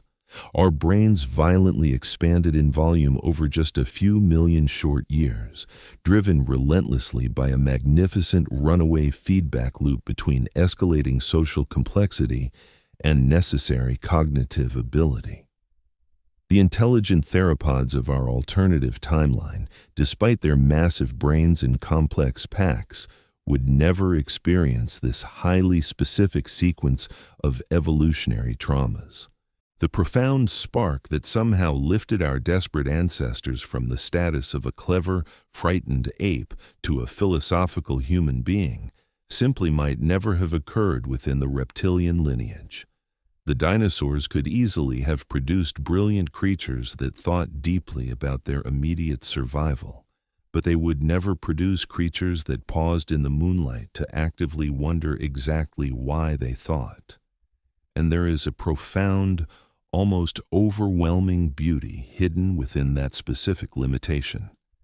The absolute absence of human-style self-reflective intelligence does not somehow make this alternative world lesser, emptier, or less meaningful.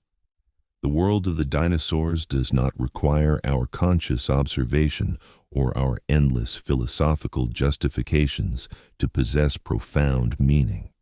It simply lives, entirely unburdened by the heavy weight of meaning. Let the heavy, exhausting burden of that endless human questioning fall away from you now. You spend so much of your waking life desperately trying to understand, to explain, to justify your own complex existence to a universe that remains beautifully, peacefully silent. Tonight, grant yourself the absolute permission to stop asking why. Imagine the highly intelligent feathered predator of the alternative plains settling down for the night. The intense heat of the long African day is finally dissipated, replaced by the cool, comforting embrace of the velvet darkness.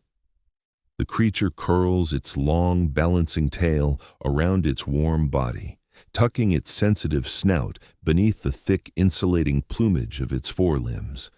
Its incredibly complex brain, a marvel of neurological engineering capable of orchestrating brilliant ambushes, slowly begins to power down. Its eyes gracefully close, its breathing visibly slows, and its complex mind, whatever specific kind of mind it genuinely possesses, smoothly dims toward absolute rest. It does not lie awake worrying about the distant future or agonizing over the irrevocable past. It simply lets go. Listen to the slow, steady rhythm of its breathing. The dinosaurs of this magnificent alternative timeline never once asked exactly why they existed. They simply lived. Inhale the cool, untainted air of a world that simply exists in a state of pure grace. Exhale the desperate human need for cosmic significance. Allow your own beautiful, overactive mind to dim, mirroring the peaceful slumber of the creatures that rule the dark. Drift effortlessly away from the turbulent shores of waking consciousness, sinking softly and deeply into the perfect, unthinking peace of a long, undisturbed sleep. We've spent these dark, quiet hours carefully constructing a majestic, unbroken reality. We have breathed life into the feathered, terrifying titans of the sprawling, sun-baked grasslands and the magnificent, blubber-clad leviathans of the freezing, polar oceans. We have meticulously assembled an entire alternative Earth, continent by continent, ecosystem by ecosystem, carefully tracing the magnificent, unbroken lineage of the absolute deadliest dinosaurs that ever existed. But as we slowly drift deeper into the profound, heavy silence of this contemplative journey, we must inevitably confront a deeply unsettling, yet strangely beautiful, philosophical paradox. It is the inescapable, fundamental paradox that lies at the very heart of this entire elaborate thought experiment. If you are lying comfortably in your bed right now, if you are quietly listening to the sound of my voice, and if your incredibly complex human mind is fully capable of imagining this alternative world, then the asteroid absolutely did not miss. That staggering 10-kilometer mountain of solid carbonaceous chondrite and iron slammed into the shallow seas of the Yucatan Peninsula at nearly 45,000 miles per hour. Releasing the devastating kinetic energy of 100 million nuclear weapons, and the magnificent world of the Titans was violently, irrevocably, and completely obliterated. The sheer act of imagining a reality where the non-avian dinosaur survived strictly requires a highly evolved mammalian mind that exists solely and exclusively because they desperately died. We are the ultimate ghosts haunting the margins of their unwritten future. We are deeply, inherently conditioned by the comforting, self-serving narratives of our own modern cultures to desperately view human existence as the ultimate, predetermined goal of planetary evolution. We love to believe that life was always inevitably crawling slowly out of the primordial oceans and reaching blindly upward toward the glittering stars, with self-reflective human consciousness acting as the final magnificent crescendo of the grand cosmic symphony. But the absolute truth, revealed by the study of deep time, is far more humbling and far more chaotic. Human intelligence is not a predetermined destination. It is a breathtaking contingency, a fragile, highly improbable accident born from an incredibly specific, totally random sequence of catastrophic events. If that wandering rock from deep space had arrived at the intersection of Earth's orbit just 10 minutes later or 10 minutes earlier, the rotation of the planet would have presented the deep open waters of the Pacific Ocean rather than the shallow, sulfur-rich coastal shelf of the Americas. The devastating global winter, driven by atmospheric sulfur aerosols, would never have occurred. The non-avian dinosaurs would never have perished in the freezing darkness. The mammalian lineages would have remained permanently trapped in the nocturnal shadows for another 66 million years. And you, with your astonishingly complex capacity for symbolic language, for abstract art, for crushing existential dread, and for profound wonder, would simply never have existed at all. Let the massive, overwhelming weight of that absolute contingency settle gently into your tired bones. You are not the ordained master of the universe. You are the incredibly lucky, fleeting byproduct of a cosmic near miss. Now, project your mind back across that great diverging quantum divide. Look up at the night sky of the alternative, modern Earth we have envisioned. The celestial canopy is exactly the same as the one hanging silently over your own roof right now. The familiar burning constellations of Orion and Ursa Major shine brightly in the cold, unforgiving vacuum of space. The moon, scarred by its own ancient violent impacts, casts a pale silver glow across the sprawling, unbroken continents. But this alternative Earth is profoundly, terrifyingly silent. If a passing extraterrestrial civilization were to scan this blue marble with highly advanced radio telescopes, they would detect absolutely nothing but the static hiss of natural background radiation and the sharp crackle of distant, raging lightning storms. There are no artificial communication satellites orbiting in the exosphere. There are no deep space probes carrying golden records out into the interstellar void. There is absolutely no one on the entire surface of the planet looking up at those burning stars and desperately asking what they are, how far away they burn, or what their ultimate cosmic meaning might be. Instead, beneath that exact same silver moon, the apex predators of the unbroken timeline experience the night entirely through the pure, unadulterated lens of their immediate physical senses. Imagine a massive feathered descendant of the Carcharodontosaurus resting heavily on a high rocky outcropping overlooking the vast expanse of the African savanna. The ambient temperature is slowly dropping as the deep night takes hold, drawing the heat from the sun-baked stones. The creature feels the cool, dry wind ruffling its thick, insulating plumage, a tactile sensation as rich and detailed as human vision. It possesses an olfactory system so magnificent, so incredibly refined by 230 million years of relentless terrestrial evolution, that the very air it breathes is a highly complex three-dimensional tapestry of flowing chemical information. It can smell the distant damp earth where a localized rainstorm has just passed over the plains. It can detect the subtle, sharp metallic scent of blood from a fresh kill miles away. It can feel the minute, rhythmic seismic vibrations traveling through the solid granite beneath its heavy resting body, indicating the slow, synchronized movement of a massive ceratopsian herd slowly grazing in the dark valley far below. It is entirely, beautifully, and flawlessly immersed in the raw, unfiltered physical reality of its immediate environment. This magnificent, terrifying predator does not possess the cognitive architecture required to experience existential angst. It does not worry about the ultimate legacy of its lineage or the inevitable distant heat death of the universe.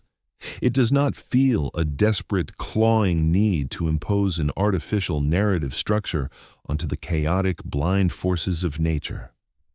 We humans often mistakenly view this lack of self-reflective consciousness as a profound evolutionary deficiency, a sad state of primitive darkness waiting patiently to be illuminated by the brilliant spark of human reason. But what if we are entirely wrong? What if the exhausting, crushing burden of human consciousness, with all its endless anxieties, its profound neuroses, its deep depressions, and its constant, desperate search for ultimate meaning, is actually the true anomaly? The titans of the alternative Earth do not suffer from the tragic human illusion of separation. They do not view themselves as fundamentally distinct from the natural world they inhabit. They are simply a seamless, beautifully integrated component of the vast, breathing ecosystem. They exist in a state of absolute, uncorrupted grace, a state of profound being that we humans spend our entire lives meditating, medicating, and striving to momentarily recapture. We stand firmly on one side of an invisible 66-million-year-old boundary, and they stand eternally on the other. The harsh, objective reality of theoretical physics dictates that we can never truly touch their world, and they can never possibly know of the existence of ours. We are completely separated by the immense, unforgiving gulf of an alternative history that vanished in a brilliant flash of thermonuclear heat before it even had the chance to begin. But within the quiet, boundless, completely unconstrained theater of your own human imagination, that rigid temporal boundary momentarily dissolves. By choosing to step away from the overwhelming noise, the glaring screens, and the blinding lights of your modern technological existence, by closing your eyes and willingly following the slow, deliberate pacing of this narrative journey, you have actively built a fragile, beautiful, shimmering bridge across the endless ocean of deep time. You have resurrected the ghosts of the magnificent titans that never were. You have granted them a fleeting, ethereal life within the incredibly complex, silently firing neurons of your own mind. For just this one quiet night, the two entirely incompatible realities have softly, miraculously touched. As the final quiet hours of the night stretch out before you, allow yourself to completely surrender to the profound, liberating comfort of this cosmic perspective. You do not need to constantly hold the entire world together with your anxious, racing thoughts. The universe is unbelievably vast, incredibly old, and overwhelmingly indifferent to the incredibly brief flickering spark of human history. The massive stars will continue to burn, the planets will continue to orbit, and the deep, silent rivers of time will continue to flow entirely without your active participation. Imagine yourself lying on that high, rocky outcropping right beside the resting, heavily feathered titan. The ancient stone is still holding the residual, comforting warmth of the long afternoon sun. The massive, slow-beating heart of the great predator creates a deep, rhythmic, resonant vibration that gently shakes the earth beneath you, a soothing metronomic pulse that reaches deep into your tired muscles and calms your racing mind. You are perfectly safe here, completely hidden in the velvet shadows of a world that never learned to fear the falling sky. Inhale the cool, ancient, untainted air of the alternative wilderness. Let it expand your chest, filling you with a sense of absolute fundamental peace. Exhale your fears, your strict deadlines, your lingering regrets, and your heavy human burdens. They have absolutely no power here. They are merely invisible dust blowing across an endless ancient plain. The night is quiet, the earth is solid, and the magnificent, unthinking titans are sleeping. Let your own mind follow them into the dark, sinking effortlessly down into the deep, heavy, welcoming embrace of a dreamless, restorative sleep. As we arrive at the absolute culmination of this vast speculative journey across the unimaginable expanse of deep time, we must gently draw our wandering consciousness back from the sprawling, untouched savannas and the freezing, pelagic depths of the alternative earth. We have spent these quiet, darkened hours meticulously constructing a magnificent, unbroken reality, tracing the majestic lineage of the absolute deadliest, most perfectly adapted predators that ever existed. We have watched the colossal feathered descendants of the great Dinosaurs coordinate their breathtaking high-speed hunts across the windswept plains of the Miocene, and we have floated silently alongside the blubber-insulated marine descendants of the Spinosaurus as they navigated the crushing, pitch-black abyssal zones of the Pleistocene oceans. We've witnessed the sheer, uncompromising triumph of a biological dynasty that persisted, evolved, and entirely dominated the global biosphere for over 230 million years. But as the heavy, comforting velvet of the night fully envelops your immediate surroundings, we must finally confront the profound, deeply humbling philosophical paradox that lies quietly at the very center of this entire contemplative exercise. The majestic alternative world we have so carefully envisioned tonight is a beautiful, shimmering phantom, an ethereal ghost constructed entirely of thought, and it only exists within the complex, firing neurons of your human mind because the real world, our physical reality, was irreparably shattered by a random wandering mountain of stone and iron exactly 66 million years ago.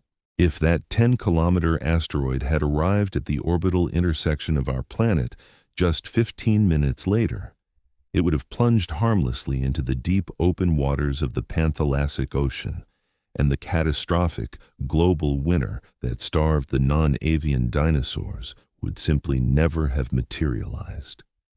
The magnificent titans would have continued their endless rhythmic march across the eons, and the tiny, terrified mammalian ancestors of our own species would have remained permanently locked in the dark, subterranean margins of the earth. The very act of you lying there, possessing a brain capable of abstract imagination, of existential wonder, and of creating profound alternative histories, is the ultimate, undeniable proof of their violent destruction. We are the improbable children of an arbitrary cosmic apocalypse. We are heavily conditioned by our own cultures to desperately view this sequence of events as a predetermined destiny, to arrogantly assume that human consciousness is the ultimate glorious pinnacle of planetary evolution. We love to tell ourselves that the universe was always patiently waiting for us to arrive, to build our glowing cities, to split the atom, and to look up at the stars and give them names. But the silent, objective reality of the geological strata tells a drastically different, profoundly liberating story. We are not the inevitable masters of the universe. We are merely an incredibly fortunate, highly accidental byproduct of a chaotic, indifferent solar system. There is a specific, heavy burden that comes with possessing a self-reflective human mind. We are the only creatures on this planet that actively mourn the distant past and suffer paralyzing anxiety over the unwritten future. We spend our waking hours frantically trying to build permanent legacies in a universe defined entirely by impermanence. We desperately seek ultimate cosmic meaning in a void that offers absolutely no explanations. But when we look deeply into the alternative timeline, when we observe the magnificent unbroken reign of the dinosaurs, we see a world entirely devoid of this exhausting existential dread. The highly intelligent, pack-hunting theropods of the alternative African plains do not lie awake at night agonizing over their individual purpose. The massive, woolly ceratopsians grazing on the frozen tundra do not fear the inevitable heat death of the universe.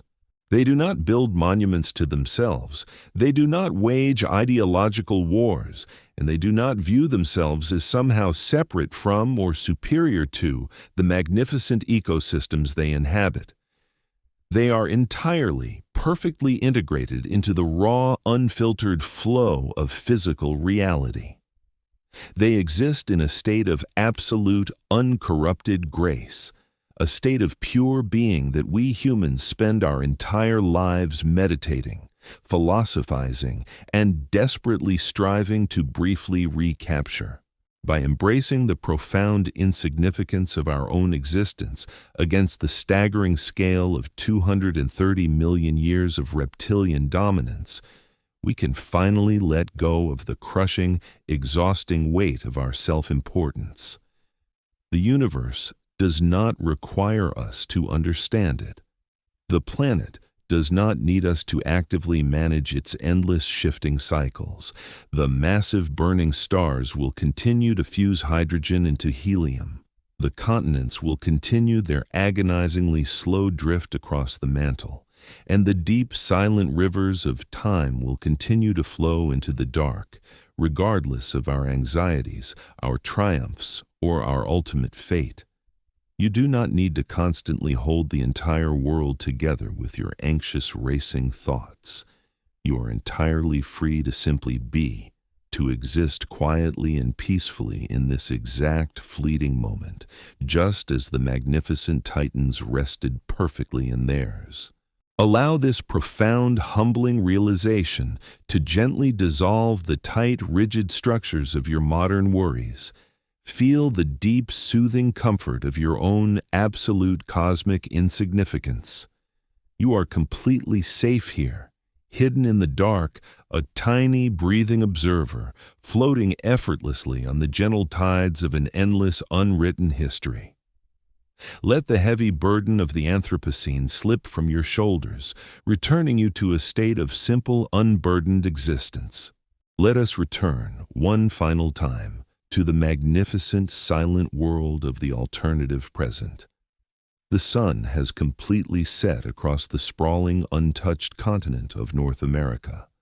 The sky is a flawless, brilliant canopy of glittering stars, entirely free from the hazy orange glow of artificial light pollution.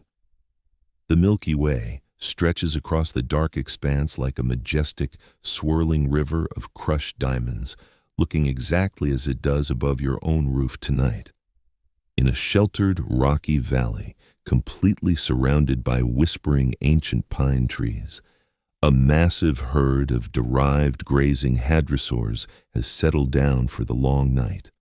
Their enormous, heavily insulated bodies are pressed close together for shared warmth, creating a massive collective rhythm of deep, slow exhalations that rise like mist in the moonlight. The air is beautifully cool and crisp, carrying the clean, sharp scent of pine needles, crushed ferns, and damp earth. On a high exposed ridge overlooking the peacefully sleeping valley, a solitary feathered apex predator lies perfectly still, its massive head resting comfortably on its powerful muscular forelimbs. It is not hunting, it is completely sated, its highly efficient metabolism slowly processing the energy of the day. Its incredibly sharp, forward-facing eyes are heavy, slowly blinking against the encroaching darkness. It feels the cool night wind ruffling its thick, mottled plumage. It feels the solid, ancient rock beneath its heavy bones. It is completely, utterly at peace with the world. Imagine the slow, steady beating of that massive reptilian heart. It is a deep, resonant, metronomic pulse that echoes the slow, grinding rhythm of the tectonic plates, a heartbeat that has remained fundamentally unbroken for hundreds of millions of years. Let your own heartbeat naturally synchronize with that ancient, powerful rhythm. With every slow, deliberate inhalation, draw in the cool, pure air of the uncorrupted wilderness. Feel it deeply expand your chest, filling you with the absolute stillness of the sleeping valley. With every extended, relaxing exhalation, consciously release the accumulated tension in your neck, your shoulders, and your heavy limbs. Let go of the complex, exhausting narratives of your personal human life. You are slowly leaving the noisy, demanding world of the present behind, slipping quietly across the invisible boundary of imagination into the vast, welcoming darkness of the alternative earth. The heavy feathered titans are sleeping, their magnificent bodies surrendered entirely to the comforting, inescapable pull of gravity. The immense oceans are perfectly calm, rolling in slow, rhythmic, hypnotic swells under the pale silver light of the moon. The entire planet is resting, beautifully suspended in a state of perfect, unthinking grace. You are no longer a frantic, anxious mind desperately trying to navigate the relentless complexities of the 21st century. You are a silent, formless observer, drifting peacefully through the branches of the ancient forest canopy, floating gently above the endless whispering grasslands. The rigid boundaries between your physical body and the surrounding, comforting darkness are slowly beginning to dissolve. The stressful sounds of the modern world have completely faded away, replaced entirely by the low, soothing, eternal hum of the ancient wild earth. You are safe. You are warm. You are entirely free from the heavy, exhausting burden of meaning.